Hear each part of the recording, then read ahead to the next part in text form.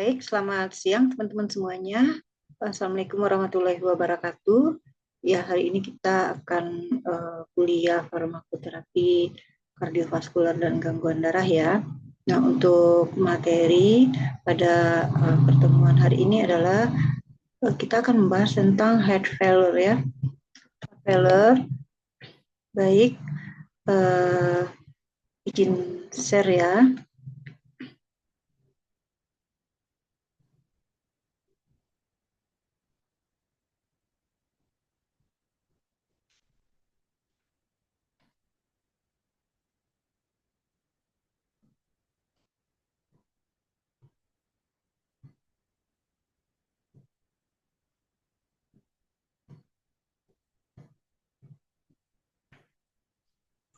Baik, kita mulai ya. Heart failure, apa itu heart failure ya? Bahasa Indonesianya adalah gagal jantung. Jadi heart failure merupakan salah satu dari sekian banyak penyakit-penyakit yang ada di gangguan kardiovaskular ya. Itu ada selain heart failure ada juga hipertensi ya, kemudian inflamasi pada penyakit jantung seperti perikarditis, endokarditis dan lain sebagainya. Kemudian juga ada IHD, ischemic heart disease. Jadi banyak ya, tidak akan kita pelajari semuanya, tapi ada beberapa saja ya, termasuk salah satunya adalah heart failure. Nah, kita lihat definisi dari heart failure atau gagal jantung ini menurut standar PERKI. PERKI adalah Perhimpunan Kardiovaskular Indonesia ya. Ini definisi di tahun 2015 ya. Dan tidak banyak perubahan saya kira ya untuk definisi dari penyakit ini. Jadi gagal jantung adalah kumpulan gejala yang kompleks di mana seorang pasien memiliki tampilan berupa nafas pendek yang tipikal saat istirahat atau saat melakukan aktivitas ya. Nah, saat melakukan aktivitas ini biasanya penderita akan disertai dengan rasa lelah yang teramat sangat ya. Kemudian juga tampak adanya retensi cairan, di mana kalau dilihat dari foto ronsen itu dijumpai adanya kongesti paru atau tanpa adanya edema pada pergelangan kaki. Kemudian ditunjang dengan adanya bukti objektif dari gangguan struktur ataupun fungsi jantung pada saat penderita atau pasien sedang istirahat ya. Nah, gagal jantung ini merupakan penyakit yang progresif, kronis ya, karena otot jantung tidak mampu memompa darah dari jantung untuk memenuhi kebutuhan nutrisi dan oksigen ke seluruh tubuh ya. Jadi dia progresivitas dari penyakit ini semakin lama maka dia akan semakin memburuk ya. Nah, pada kondisi heart failure ini menyebabkan jantung itu akan membesar ya. Jadi dia paksakan untuk memompa darah ke seluruh tubuh. Nah, istilah gagal jantung bukan berarti jantung itu tidak dapat bekerja, ya. Bukan berarti cardiac arrest atau henti jantung ya. Tetapi arti sebenarnya adalah bahwa gagal jantung tidak dapat memompa darah secara normal ya. Padahal kita ketahui bersama bahwa tubuh manusia memerlukan darah yang dipompa dari jantung ke seluruh tubuh untuk mengantarkan oksigen dan nutrisi yang terdapat di sel-sel darah. Nah, apabila terjadi heart failure, maka jantung menjadi lemah ya, tidak dapat lagi mensuplai sel-sel tubuh dengan darah yang cukup. Hal ini menimbulkan gejala fatigue atau kelelahan dan sesak napas, serta sulit melakukan aktivitas sehari-hari seperti berjalan dan naik tangga ya. Nah, heart failure ini merupakan penyakit yang serius serta sulit untuk disembuhkan.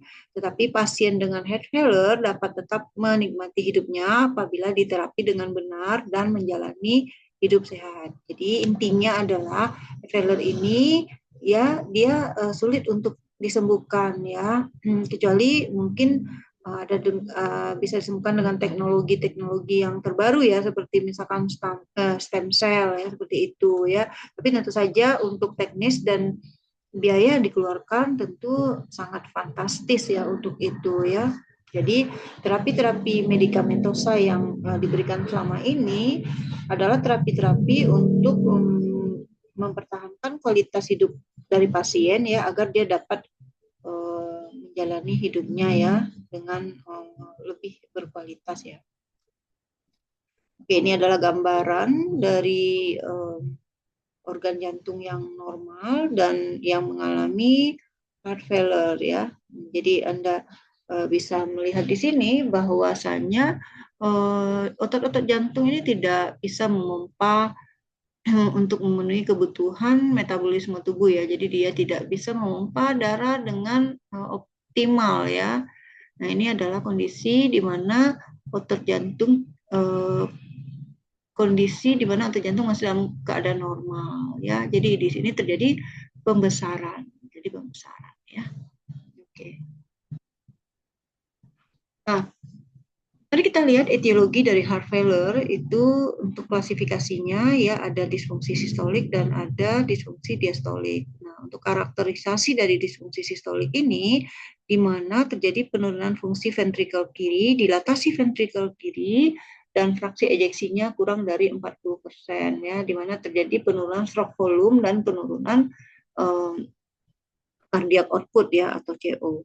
Nah, faktor yang berkontribusi dalam terjadinya disfungsi sistolik ini adalah penurunan kontraksi jantung dan peningkatan afterload ya. Jadi terjadinya peningkatan volume setelah pengisian jantung ya untuk memenuhi kebutuhan metabolisme tubuh itu tadi. Nah, untuk etiologinya di sini misalkan disebabkan oleh terjadinya penurunan massa otot jantung pasca serangan infak miokard di mana pada infak miokard itu sudah terjadi kematian dari sebagian otot jantung sehingga fungsi dari otot jantung itu tidak lagi maksimal seperti sedia kala ya.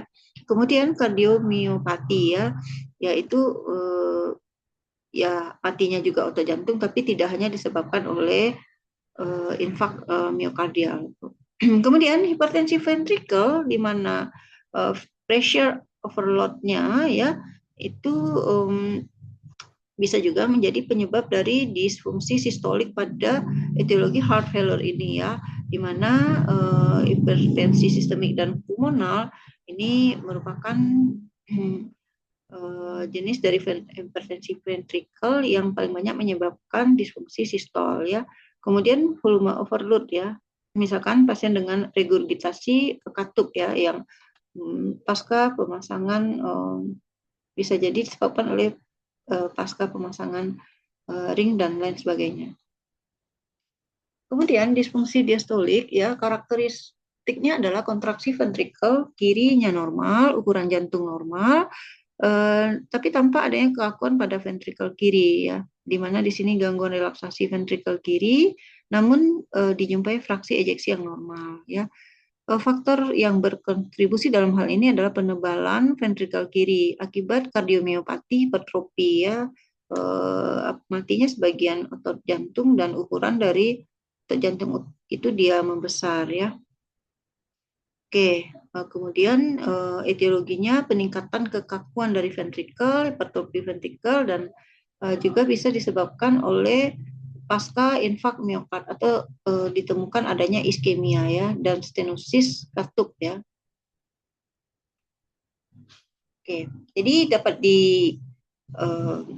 disimpulkan bahwa etiologi dari heart failure itu ya bisa disebabkan pertama karena memang ada penyakit pada jantung, penyakit miokard, penyakit jantung koroner contohnya, kemudian hipertensi, kemudian kardiomiopati ataupun radang ya pada otot miokardium yang kita kenal dengan miokarditis ya istilah medisnya. Kemudian penyakit katup ya, kelainan katup ya mungkin ada gangguan pada katupnya disebabkan oleh berbagai macam etiologi dari penyakit katup ini. Kemudian penyakit jantung kongenital yang dibawa sejak lahir, kemudian penyakit perikardium, perikarditis contohnya. Kemudian aritmia jantung bisa juga merupakan salah satu etiologi dari heart failure. Penyakit lain adalah anemia.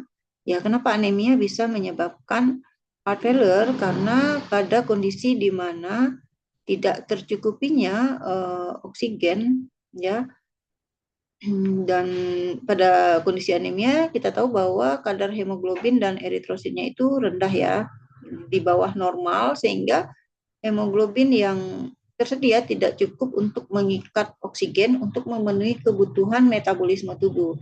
Nah, sehingga di sini nantinya eh, suplai darah itu menjadi berkurang dan jantung berusaha melakukan mekanisme kompensasi untuk memompa lebih kuat lagi, sehingga akibatnya akan bisa menyebabkan heart failure. Nah, kemudian kondisi hipertiroid ya. Nah, pada kondisi hipertiroid di sini terjadi um, kontraksi yang berlebihan ya pada otot jantung, dan juga frekuensi denyut itu lebih meningkat ya. Jadi pada pasien-pasien hipertiroid mereka mengalami yang dinamakan dengan takikardi, di mana frekuensi dari denyut jantung itu lebih dari 100 kali per menit. Nah, ini bisa menyebabkan kerja jantung ini juga semakin bertambah berat ya, sehingga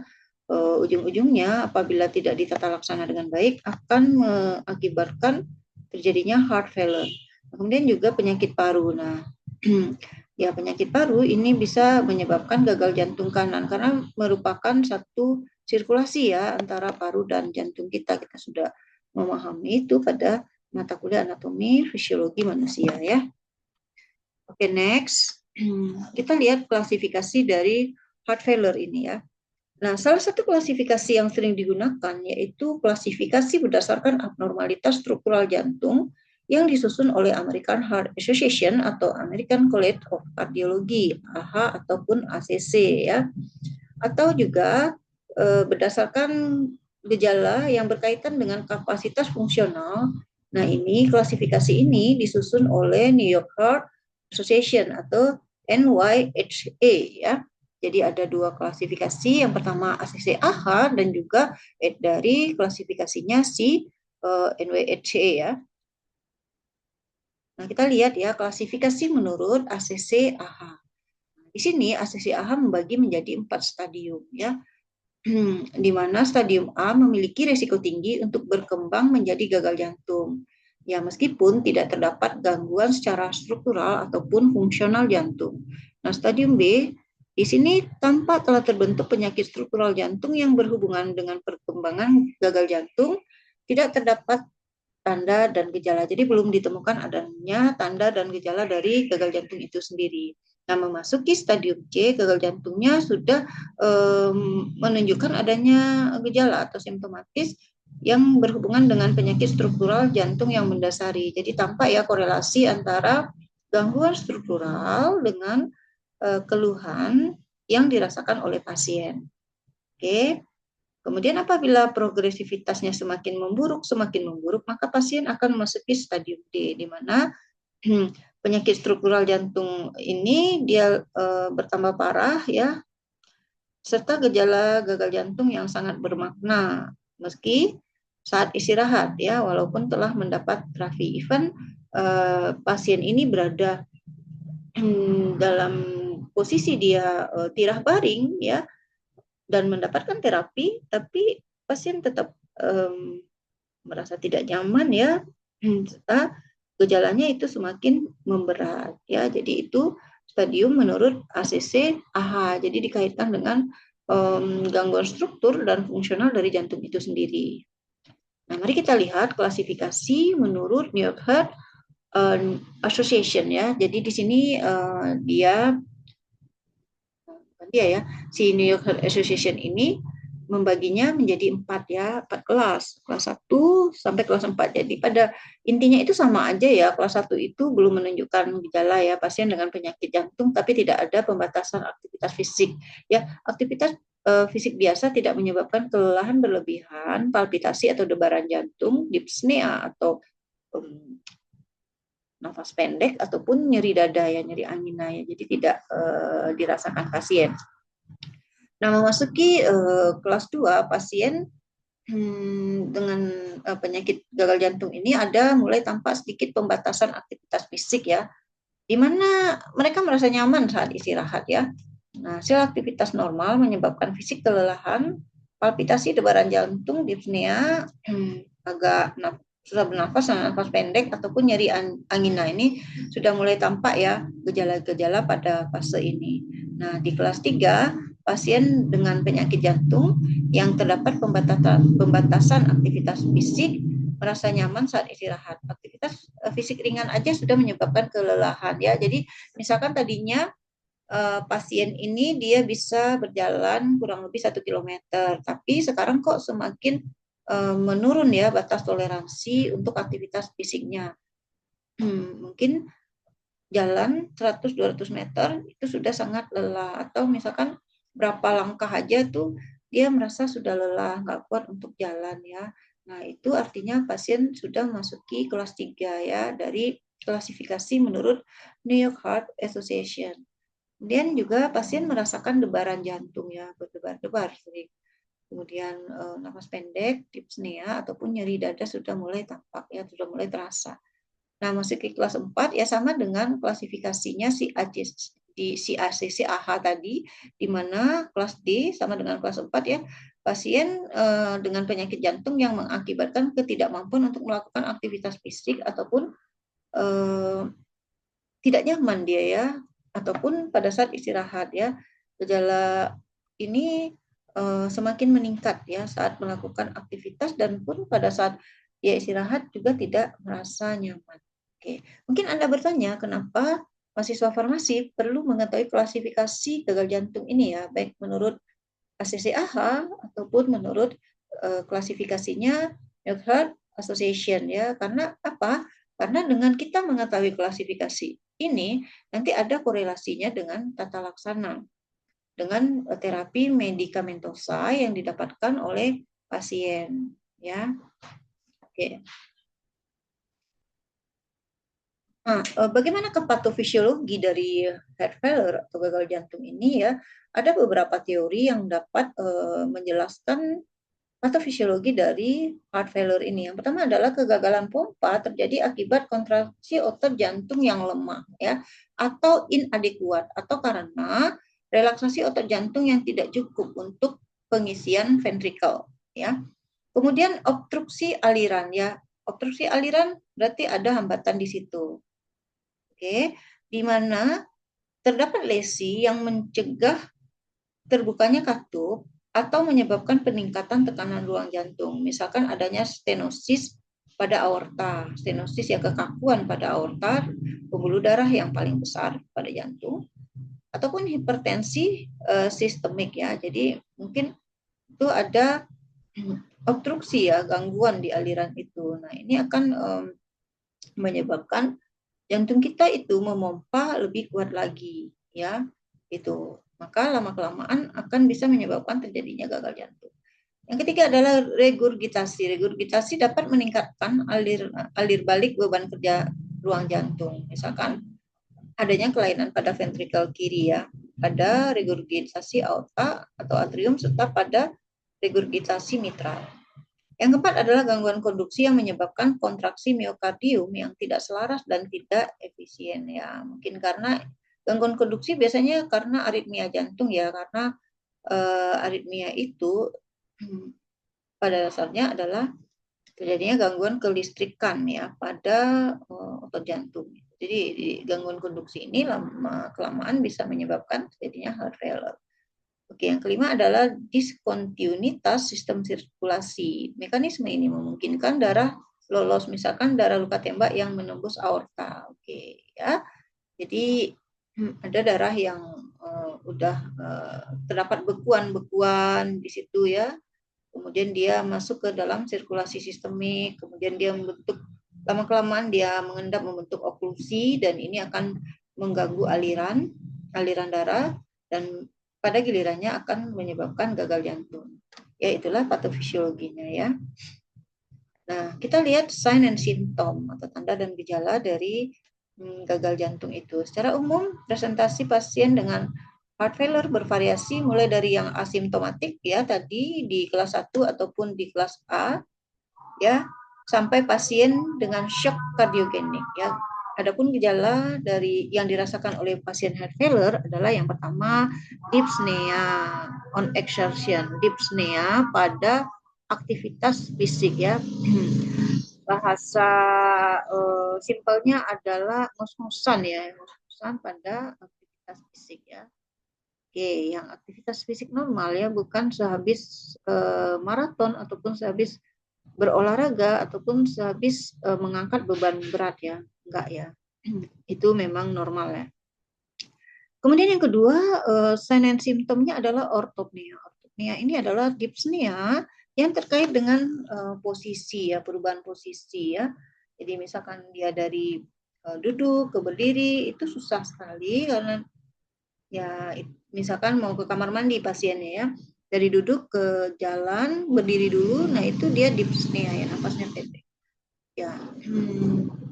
Ya ini ya tentu terkait dengan shortness of breath atau SOB ya, itu juga ya, sesak nafas. Kemudian sign and symptom berikutnya adalah paroksimal nocturnal dyspnea ya, dyspnea yang muncul 1-2 jam setelah tidur. Jadi penderita heart failure ini dia sudah tidur 2 jam kemudian terbangun karena nafasnya nggak lega, nggak nyaman ya, dyspnea ya. Kemudian juga exercise intolerant. Jadi terjadinya penurunan toleransi dari aktivitas ataupun latihan ya, aktivitas olahraga.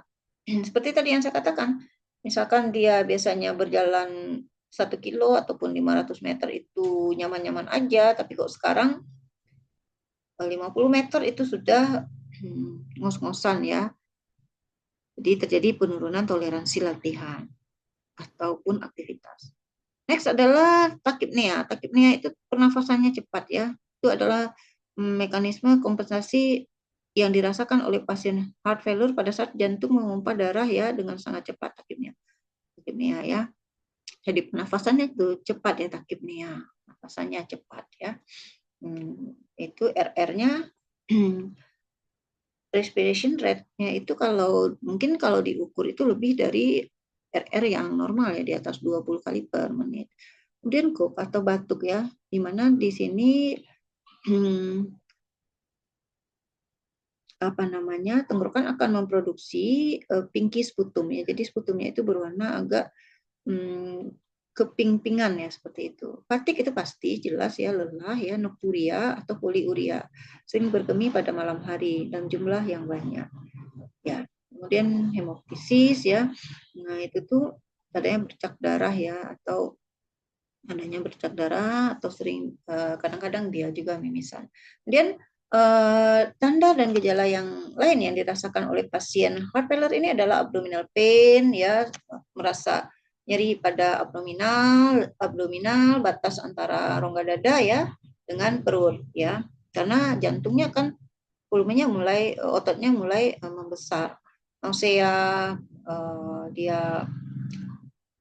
vomitus, mual, muntah, bloating, suka bersendawa ya, seperti itu. Asites nampaknya pembengkakan pada perut. Kemudian juga mereka sering confuse atau kebingungan karena ini nanti kaitannya dengan kebutuhan oksigen yang sampai ke otak, sehingga pasien ini seringkali confuse atau mengalami halusinasi. Artinya telah terjadi perubahan status dari mental pasien-pasien heart failure ini. Weakness, lemah aja, letargi, lelah berlebihan ya, layu, lunglai gitu, letargi, ngantuan, suka ngantuk ya, apa ngantuk ya, kadangkala insomnia juga di malam hari. Insomnianya karena mungkin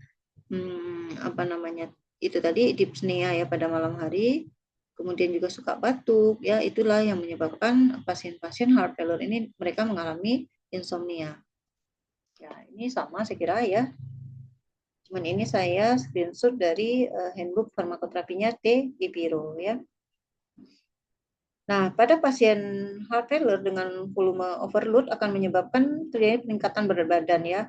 Oleh karenanya perlu dilakukan self monitoring terhadap berat badan harian pasien. Jadi pasien-pasien heart failure ini di rumah mereka itu harus ada timbangan badan ya, untuk memantau bagaimana pertambahan berat badan harian pasien. Kaitannya dengan apakah terjadi peningkatan berat badan yang ekstrim ya karena penumpukan cairan. Oke. Pasien heart failure juga dapat menunjukkan gejala gambaran hepatomegali karena adanya kongesti vena hepatik dan peningkatan tekanan darah vena porta hepatika ya. Karena ya semua itu kan merupakan satu sirkulasi ya. Sehingga pasien HF ini juga tampak adanya pembesaran pada heparnya. Oke. Nah, tanda dan gejala heart failure ya itu tadi sudah sesak nafas, wheezing, ya keterangan itu bisa Anda baca. Misalkan apa pasien heart failure itu dia mengalami sesak nafas atau dyspnea ya karena darah kembali ke vena pulmonari, pembuluh darah yang menghasilkan darah dari paru-paru ke jantung ya. Jantung tidak dapat mensuplainya darah ke pembuluh darah yang mengembalikan darah dari paru-paru ke jantung, jantung tidak dapat mensuplainya. Hal ini menyebabkan bocornya cairan tubuh ke paru-paru. Jadi paru-parunya tuh terisi cairan sehingga pasien ini akan mengalami yang namanya dyspnea ya. Nah, kenapa terjadi batuk dengan sputum putih atau merah muda ya? Karena terdapat cairan tubuh ya pada paru-paru ya. Cairan tubuh di paru-paru itu kan darah ya, bukan seperti air gitu ya. Jadi kadang-kadang itu kan sesak ya di dada dan pasien itu respon tubuh akan eh, respon tubuh itu berupa batuk ya dengan sputum yang merah muda itu karena ada sel darah di situ ya. Menumpuknya cairan di jaringan ya, bengkak pada kaki, tungkai atau abdomen atau berat badan meningkat ya, di mana pasien ini mengatakan bahwa sepatunya terasa sempit ya. Kenapa itu terjadi? Jadi keterangannya seperti ini. Apabila aliran darah keluar jantung melambat, darah akan kembali ke jantung melalui vena. Nah, menyebabkan cairan tubuh menumpuk di jaringan ya. Jadi lambat ya, jadi antri gitu. Jadi antri. Nah, kan sirkulasi darah itu juga mengikuti gaya gravitasi. Nah, alir balik darah kembali ke jantung ini kan melalui vena. Ya, apabila lambat maka antri ya. Antri, maka antrinya itu penumpukan cairan itu sesuai dengan gaya gravitasi ya. Jadi ketika dia berdiri ya di kaki, ketika dia duduk terjadi asites atau pembesaran pada rongga perut. Nah, di sini ginjal tidak dapat membuang sodium dan cairan tubuh sehingga terjadi retensi cairan di jaringan. Ya, kemudian kenapa ya pasien heart failure itu dia fatigue, lelah karena jantung tidak dapat memompa darah yang cukup untuk memenuhi kebutuhan jaringan tubuh. Tubuh tidak dapat mengalirkan darah ke organ yang tidak vital, terutama otot tungkai dan mengalirkan darah ke jantung dan otak ya. Jadi lemah dia otot tungkainya ya karena fungsi pompanya itu terganggu sehingga pasien heart failure ini selalu merasa kelelahan sepanjang hari dan tidak dapat melakukan aktivitas rutin seperti naik tangga atau membawa barang belanjaan ataupun berjalan. Ya. Kemudian mereka juga menunjukkan gejala-gejala tidak nafsu makan ataupun mual ya, perutnya selalu terasa penuh dan sakit perut. Karena sistem digestif itu hanya menerima sedikit darah sehingga menimbulkan keluhan gastrointestinal tract ya. Ya, bisa dipahami ya karena nggak cukup ya suplai darah ke sistem digestif. Nah, bingung, tidak dapat berpikir baik, seringkali lupa dan disorientasi ya, di mana di sini keterangannya adalah perubahan senyawa tertentu dalam darah seperti sodium dapat menyebabkan kebingungan, penumpukan sodium ya. Kemudian peningkatan denyut jantung ya, keluhan yang dirasakan pasien adalah palpitasi, merasa berdebar-debar.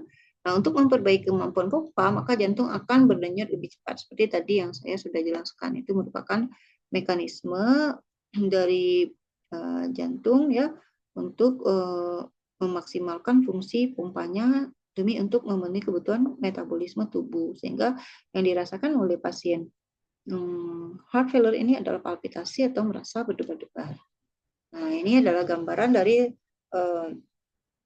right heart failure ya. Jadi ini adalah gagal jantung kanan di mana di sini tampak adanya udem pada bagian bawah tubuh ya. Seperti saya jelaskan tadi bahwa penumpukan cairan itu mengikuti gaya gravitasi ya, di mana di sini tungkai bawah ya itu tampak membengkak, kemudian juga rongga perut tampak membengkak ya. Kita lihat ini fatigue, kemudian juga di leher bisa Anda lihat itu ya, di mana terjadi stenosis pada vena jugularis tampak membesar, kemudian asites, kemudian pembesaran dari liver dan spleen. Oke, kemudian penambahan berat badan. ya itu ya, fatigue, lelah ya. Nah, beda dengan left heart failure ya, di mana di sini pasiennya itu mungkin tidak tampak apa namanya udem yang berlebihan, tetapi pada ujung-ujung jari dan ujung-ujung jari kaki dan tangan itu tampak adanya kebiruan ya, Pak, kebiruan atau istilahnya adalah cyanosis ya. Nah itu dia. Batuk tetap di malam hari, wheezing, batuk, kemudian sputumnya juga, takipnia juga, ortopnia juga, takikardia hampir sama, cuman udemnya yang membedakan antara gagal jantung kanan dengan gagal jantung kiri.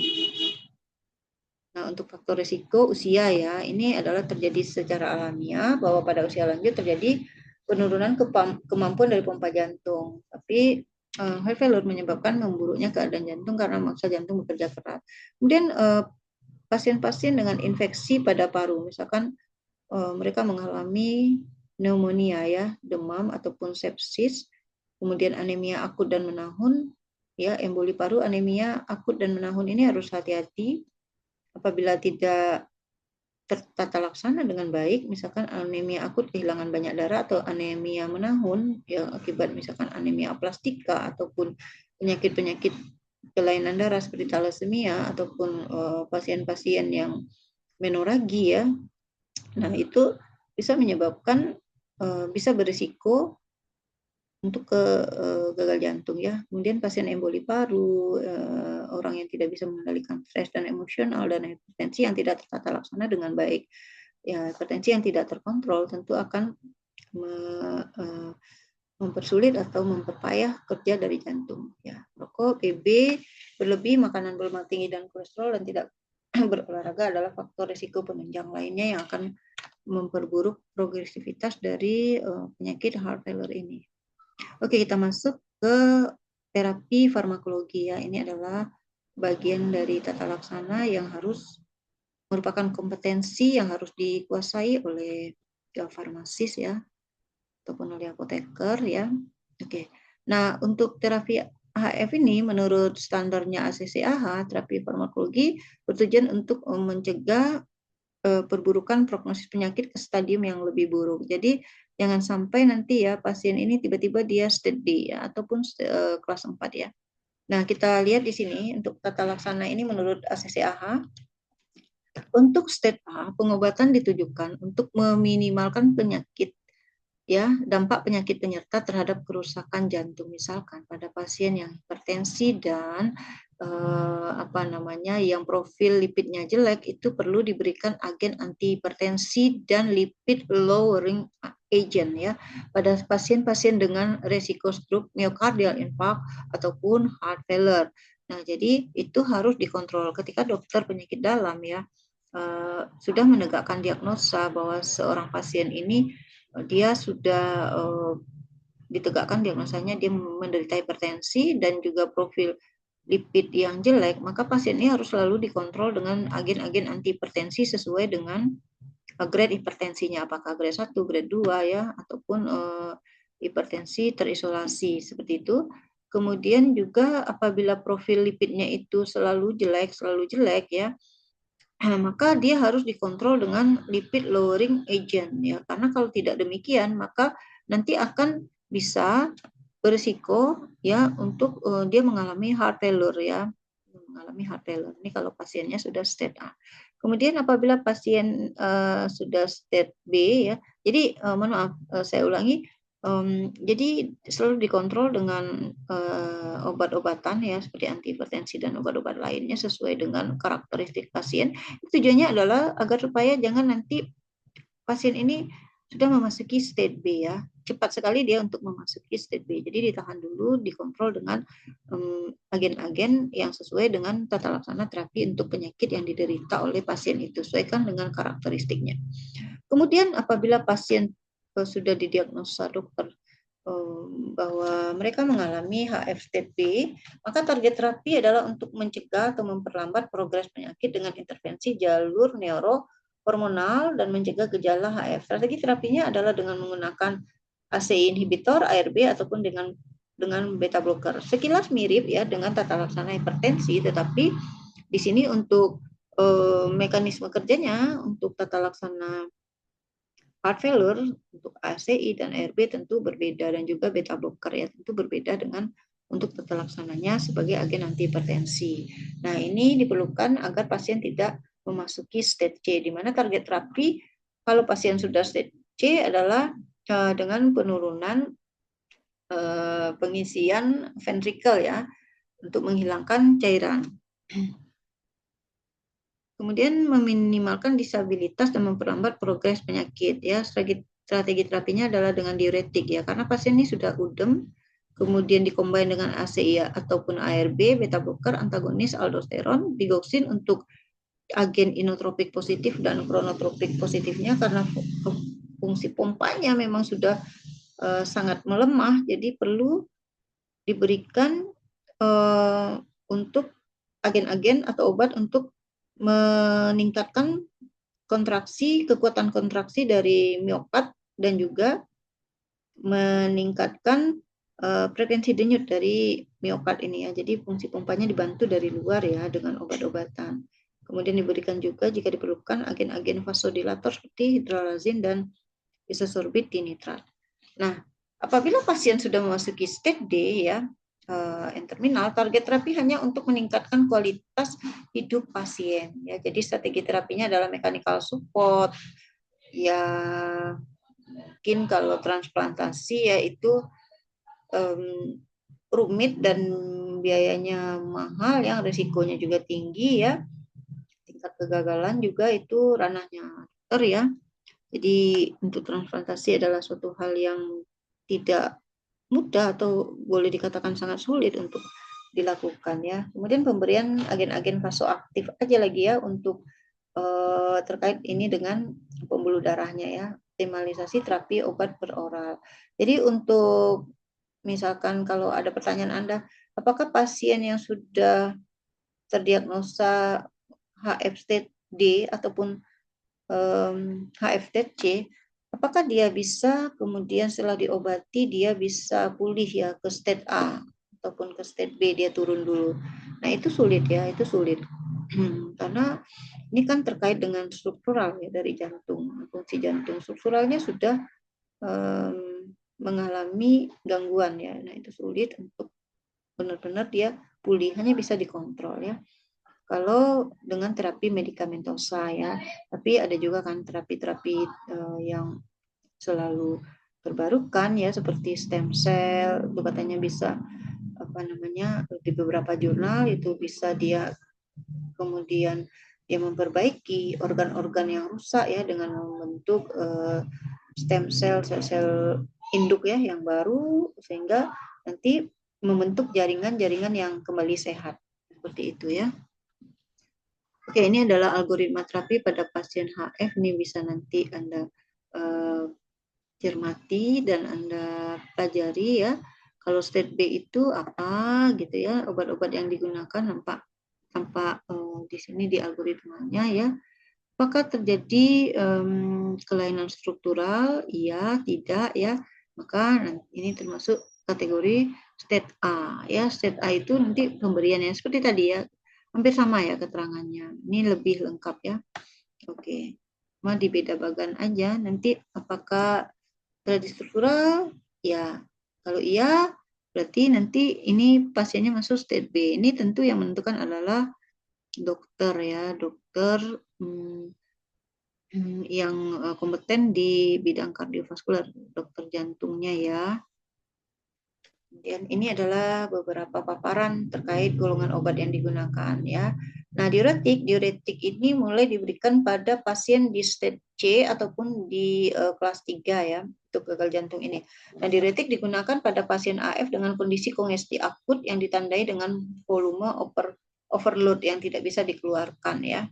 Nah, itu maka dimobilisasi dengan pemberian agen diuretik untuk meningkatkan volume urin. Yang kedua adalah penggunaan diuretik secara rasional dimulai pada pasien HF stage C dan D untuk menjaga euvolemia ya. Jadi diuretik itu enggak digunakan pada pasien stage A dan stage B ya. Contoh diuretiknya adalah diuretik dari golongan thiazid dan loop diuretik. Jadi di sini utamanya adalah penggunaan diuretik-diuretik yang dengan diuretik kuat ya, golongan diuretik kuat dan diuretik tiazid ya, yang mana dia dalam pengeluaran cairan tubuh itu cukup efektif, cukup banyak ya kemampuannya itu, jadi yang harus kuat ya. Tiazid dan loop diuretik adalah termasuk diuretik kuat ya, seperti hidroklortiazid, klortalidon, kemudian yang loop diuretik seperti furosemid, bumetanid, dan torsemid ya. Oke. Nah, tiazid diuretik merupakan agen yang lebih lemah daripada loop diuretik ya, sehingga jarang digunakan sebagai monoterapi. Biasanya dia dikombin ya dengan spironolakton atau diuretik lemah lainnya, atau dikombin dengan kasparing diuretik ya yang hemat kalium. Oke, pada pasien dengan penurunan clearance kreatinin kecil dari 30, kurang dari 30 meter per menit, artinya ini sudah mengalami gangguan fungsi ginjal. Nah, aktivitas tiazid diuretik menurun. Nah, jadi nggak efektif digunakan diuretik tiazid untuk pasien-pasien yang nilai clearance kreatinin bersihan kreatininnya kecil dari kurang dari 30 meter per menit ya, kecuali metolazon yang agak sedikit efektif dari golongan ini. Nah, loop diuretik tidak menurun efektivitasnya pada pasien gagal ginjal karena tidak melalui filtrasi glomerulus. Jadi dia bekerja di lengkung Henle ya. Jadi ya, efektivitasnya cukup adekuat untuk memobilisasi cairan keluar tubuh. Oke, ini adalah beberapa loop diuretik yang digunakan pada tata laksana heart failure. Anda lihat di situ usual daily dose untuk oral di furosemid ada di rentang 20 sampai 160, bumetanid itu di rentang 0,5 sampai 4 mg dan seterusnya. Anda lihat ya, penyesuaian dosis pada pasien dengan nilai clearance kreatinin berada di rentang 20 sampai 50 ml per menit, itu furosemid itu masih tetap ya sama. Kemudian bumetanid itu digunakan 2 mg dan torsemid 40 mg. Nah, kalau kurang dari 20 meter per menit itu ya, nanti kan disesuaikan ya untuk penggunaan furosemid ya. Semakin kecil angka clearance kreatininnya, maka dibutuhkan dosis yang semakin meningkat dari agen diuretik ini ya, untuk secepatnya memobilisasi cairan agar pasien tidak sesak ya, agar pasien tidak sesak. Oke, itu dia. Oke, pemilihan loop diuretik dan rute pemberiannya akan digunakan tergantung pada kondisi klinik pasien, seperti apakah pasien mengalami udem intestinal atau kecepatan efek diuretik yang diharapkan. Jadi Anda harus paham ya, kenapa pada pasien heart failure dengan kondisi nilai clearance kreatininnya semakin menurun, dosis dari diuretiknya semakin meningkat. Tujuannya adalah untuk mempercepat mobilisasi urin ini keluar dari tubuh ya. Ini untuk keterangan lainnya bisa Anda baca, cuman di sini yang perlu Anda highlight adalah efek samping yang bisa terjadi akibat pemberian diuretik kuat adalah hipokalemia dan hipomagnesia, dapat menyebabkan aritmia dan sudden death ya, gangguan ginjal karena overdiuresis ya. Ya, dia menyebabkan hipokalemia. Jadi memang harus dikoreksi kadar kalium pada pasien heart failure ini. Kalau di rumah sakit kan selalu dimonitor berapa kadar kalium dari pasien. Meskipun dia mempunyai efek samping hipokalemia dan hipomagnesia, ini tetap diberikan pada pasien-pasien heart failure di stage C dan stage D ataupun di kelas 3 dan kelas 4 ya. Bukan berarti nanti dihindari ya, karena memang dibutuhkan. Nah, terkait dengan side effect hipokalemianya itu bisa dikoreksi dengan penambahan kalium eksternal atau magnesium eksternal dengan berbagai macam bentuk kesediaan. Jadi nanti ada rumusnya, apakah cukup dengan pemberian tablet dalam bentuk oral, tablet KSR, ataupun memang dia dalam bentuk infus ya untuk kaliumnya. Oke. Kemudian yang kedua adalah angiotensin converting enzyme inhibitor atau ACI, yang mana kita tahu bahwa obat ACI inhibitor ini juga digunakan pada tata laksana pasien hipertensi ya. Nah, di sini mekanisme kerja CI dalam konteks atau peran dia dalam sebagai penata laksana pada kasus heart failure adalah menurunkan aktivitas neurohormonal dengan penghambatan terhadap enzim angiotensin converting enzim angiotensin converting, pengubah angiotensin ya, sehingga menyebabkan dilatasi arteri dan vena, dan dampak akhirnya adalah menurunkan cardiac workload ya, baik preload dan afterload. Maksudnya di sini beban pengisian jantung sebelum masuk ke jantung dan setelah masuk ke jantung. Jadi dia mendilatasi arteri dan vena. ACI adalah agen arteri dilatasi dan vena dilatasi ya. Nah, penggunaan ACI pada pasien AF ini memperbaiki gejala klinik dari HF, meningkatkan toleransi terhadap aktivitas fisik ya. Pasien sudah bisa misalkan berjalan ke kamar mandi sendiri, memperbaiki fungsi dan ukuran ventrikel kiri, dan meningkatkan kualitas hidup pasien dari heart failure, sehingga dia tidak mengalami kesulitan ya dalam melakukan aktivitas sehari-hari. ACI dapat diberikan pada pasien AF dimulai dengan dosis kecil dan dititrasi sesuai dengan toleransi pasien. Perhatikan efek samping obat dan tujuan terapinya ya. Oke, itu dia. Oke, hati-hati pada pasien dengan penurunan renal blood flow memicu penurunan filtrasi glomerulus. Oh ya, karena dia menyebabkan vasodilatasi pada arteri dan vena sehingga nanti laju filtrasi ke glomerulus itu akan menurun dan ini akan mengganggu fungsi dari ginjal ya. Jadi mana terjadi penurunan renal blood flow. Nah, ACI dapat digunakan pada pasien dengan nilai serum kreatinin di bawah 2,5 ya, di bawah 2,5 sampai 3 mg per desiliter. Nah, di atas itu berarti sudah terjadi gangguan fungsi ginjal. Misalkan ada pasien dengan nilai serum kreatininnya itu 5 ataupun 7, maka harus dihindari penggunaan ACI ini karena nanti dia akan memperburuk kondisi ginjal. Karena ACI menyebabkan vasodilatasi arteri dan juga vena yang menyebabkan penurunan renal blood flow dan penurunan filtrasi glomerulus. Oke. Ini adalah beberapa contoh item dari ACI inhibitor yang digunakan untuk tata laksana HF ya. Jadi di sini Anda bisa lihat untuk initial dose dari captopril itu untuk tata laksana di HF ini dia inisial dosnya adalah 6,25 mg 3 kali sehari ya. Oke, dan Anda bisa lihat item lain dari golongan ACE inhibitor ini.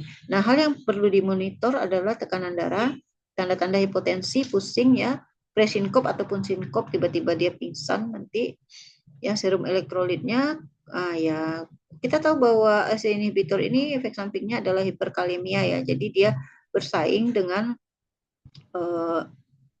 pada fase ekspresi dengan kalium sehingga dia menang, kaliumnya tetap di dalam darah sehingga terjadi hiperkalemia. Hiperkalemia yang berlebihan itu tidak baik karena bisa menyebabkan takiaritmia ya, sehingga nanti bermasalah ya, bisa menyebabkan cardiac arrest kalau hiperkalemia. Nah, kemudian juga dimonitor adalah peningkatan serum kreatinin dan blood urea nitrogen dan kemungkinan terjadinya efek samping batuk kering dan angioedem. Ya, jadi itu kalau ACE inhibitornya terutama captopril itu ya dia batuk kering itu sudah yang merupakan efek samping yang diketahui oleh ya hampir semua apoteker itu tahu ya, semua apoteker saya kira tahu ya. Risiko hipotensi terjadi pada pasien dengan volume depresi ya, yaitu pada pasien yang menggunakan kombinasi ACE inhibitor dengan diuretik dosis tinggi. Nah, ini harus hati-hati kita sebagai apoteker ya, untuk kombinasi obat ini memang harus kita lakukan pengecekan di drug interaction checker terlebih dahulu ya. Apakah ini dia itu berisiko level severity level dari interaksi antara dua obat atau lebih, itu kan ada minor, moderat dan juga major ya. Itu harus hati-hati. Nah, penggunaan ACI pada pasien AF dapat dimulai dengan dosis rendah ataupun ACI yang kerja pendek. Jadi saya kira itu. Kemudian ARB sama dengan ACI ya, efektivitasnya ini adalah beberapa agen dari ARB, angiotensin 2 reseptor blocker, kandesartan, losartan, dan valsartan. Oke, nah ini beta blocker. Nah, di sini ACE dan AHA merekomendasikan penggunaan beta blocker pada pasien AF tes B dan D jika kondisi klinisnya stabil ya. Jadi dia stabil dan evolumic ya. Jadi stabil lah ya, volumenya itu dia berada dalam keseimbangan yang bagus gitu ya. Nah, penggunaan beta blocker saat volume overload dapat memperburuk gejala HFIA karena dia merupakan beta blocker yang menghambat reseptor beta ya, reseptor beta 1 di jantung ya, di mana penghambat beta ini dia akan menyebabkan apa namanya bradikardia ya. Kemudian kekuatan kontraksi dari otot jantung juga menurun ya. Jadi di bloknya sehingga pada saat volume itu banyak, di mana jantung itu perlu kekuatan untuk memompa darah. Sementara si beta blocker ini bikin otot jantung itu kekuatan dia dalam memompa darah itu menjadi lemah, berkurang. Ya, Anda bisa bayangkan bagaimana kalau misalkan volume overload itu banyak sekali sehingga penggunaan beta blocker yang tadi menyebabkan kekuatan otot jantung itu berkurang signifikan, cairan yang akan dipompa ini banyak. Terus gimana? Ya terjadi penumpukan cairan di dalam jantung ya. Jadi kardiomegali. Nah, kardiomegali ini akan menyebabkan terdesaknya paru sehingga sesaklah nafas dari pasien ini, sak nafas berat. Ya, dia harus hati-hati. Ini dokter biasanya dokter kardio pasti tahu ya pada saat volume overload misalkan ya kan bisa dilihat ya dari nah itu kan udah ranahnya dokter pada saat melakukan diagnosa dan memilih obat yang tepat ya. Jadi mulai beta blocker dengan dosis kecil kemudian dititrasi ya, ditambah dosisnya dinaikkan secara bertahap.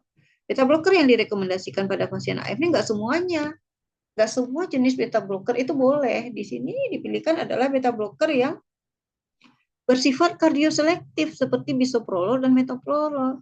Atau ada juga beta blocker yang dia kardioprotektif meskipun non selektif seperti carvedilol ya. Jadi memang harus yang selektif bekerja di otot jantung di beta 1. Jangan sampai dia nyenggol-nyenggol beta 2 di paru ya, karena itu kan akan berdampak nantinya.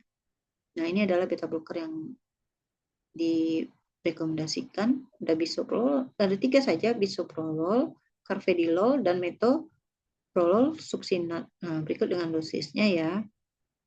Oke, carvedilol direkomendasikan pada pasien AF dengan hipertensi tidak terkontrol, sementara metoprolol direkomendasikan pada pasien dengan hipotensi ya. Oke, metoprolol dan carvedilol keduanya di metabolisme di hati. Kontraindikasi untuk pasien severe heart failure ya, karena ini nanti juga kaitannya dengan sirkulasi sistemik ya yang melibatkan jantung dan juga hepat.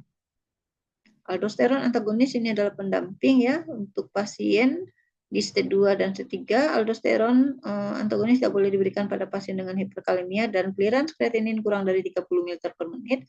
Ada 2 di sini untuk itemnya aldosteron antagonis yaitu spironolactone dan eprenelon. Oke, possible ADR. Ya, sebelumnya perlu penurunan dosis menjadi setengahnya pada pasien dengan nilai clearance kreatinin kurang dari 50 ml per menit atau diberikan selang waktu penggunaan. Jadi adjustment dose ya, setengah aja diberi pada pasien dengan nilai clearance kreatinin kecil dari 50 ml per menit. Nah, possible ADR kemungkinan terjadinya adverse drug reaction adalah ginekomastia ya pada laki-laki. Jadi payudaranya itu membesar ya. Kemudian menstrual irregularities ya, jadi ketidakteraturan siklus menstruasi itu dia. Dan untuk hidralazin dan isosorbit dinitrat ini adalah agen-agen vasodilator yang mekanisme kerjanya nanti akan menurunkan pengisian ya volume jantung preload. Oke, digoxin ini adalah agen inotropik positif yang meningkatkan kekuatan otot dari jantung. Anda harus berhati-hati dalam dalam melihat dosis digoxin ini dan juga mencari tahu interaksi digoxin dengan obat-obat lain karena digoxin merupakan obat dengan indeks terapi yang kecil atau therapeutic windows yang narrow ya, narrow therapeutic windows. Ya, jadi sedikit saja kelebihan dosis ini bisa berbahaya ya, karena bisa melampaui dosis toksik minimalnya si digoxin. Oke, tanda-tanda toksisitas digoxin ini dapat muncul jika kadar digoxin dalam darah lebih dari 1,2 nanomol per liter. Ya, range konsentrasinya 0,6 sampai 1,2 nanomol per liter. Nah, si digoxin ini kan sangat rentan sekali ya untuk dia berinteraksi dengan obat-obat lain. Terutama nanti yang perlu Anda cek adalah ikatan protein plasma antara digoxin dengan obat-obat kombinasi lain yang diberikan. Adapun tanda-tanda toksisitas dari digoxin adalah confuse, bingung, delirium, penurunan kesadaran, psikosis, gangguan kejiwaan. Yang ini toksisitas pada central nervous system ya. Kemudian toksisitas pada gastrointestinal adalah berupa nausea, vomiting, dan anoreksia, mual, muntah, dan penurunan berat badan ya, pengurangan nafsu makan sehingga kurus orangnya. Visual, digoxin ini bisa menyebabkan fotofobia, masalah persepsi pada warna, kardiak, aritmia, atrial fibrilasi, takikardi, efek blok, dan bradikardi. Jadi dia bisa menyebabkan takikardi dan lantas kemudian melemah ya, bisa menyebabkan bradikardi. Oke, potensi toksisitas dari digoxin ini meningkat pada hipokalemia karena digoxin ini menyebabkan efek samping hipokalemia ya. Dan sebaliknya dia hiperkalsemia dan hipomagnesia. Terapi lain CCB non-dihidropiridon itu jangan diberikan karena akan memperparah gejala heart failure. Nah, dihidropiridon seperti felodipin dan amlodipin dapat digunakan pada pasien hipertensi tidak terkontrol tapi bukan merupakan standar terapi pada pasien HF. Nah, untuk platelet dan antikoagulan ini adalah diberikan pada pasien heart failure yang memiliki risiko tromboemboli, di mana penggunaan antiplatelet dapat digunakan pada pasien dengan riwayat iskemia miokard ataupun stroke emboli. Penggunaan antikoagulan disarankan pada pasien dengan atrial fibrilasi. Oke, komplementer ini, nah ini penting ya, antioksidan, kemudian suplemen-suplemen yang bisa berfungsi sebagai antioksidan dan juga untuk memperlancar aliran darah, mengikis plak-plak yang ada ya, seperti fish oil ataupun astaxanthin itu bisa digunakan, atau jenis antioksidan lain vitamin E, vitamin C ya, nanti Anda searching sendiri mana yang antioksidannya itu lebih kuat. Kenapa suplemen antioksidan itu sangat diperlukan pada pasien-pasien dengan gangguan-gangguan di kardiovaskular, karena mereka itu sangat rentan ya untuk membentuk plak ya, plak ateroma itu sangat berbahaya. Jadi kalau mudah terjadi luka misalkan pada endotelnya kemudian menumpuk di situ plak-plak yang berasal dari lipid-lipid dan platelet-platelet darah, kemudian nanti dia akan membentuk membentuk endapan ya, beragregasi platelet itu membentuk sumbatan yang lebih besar. Jadi ini diperlukan meskipun di standarnya atau rekomendasinya ACC AH itu tidak diwajibkan ya, tidak direkomendasikan. Oke.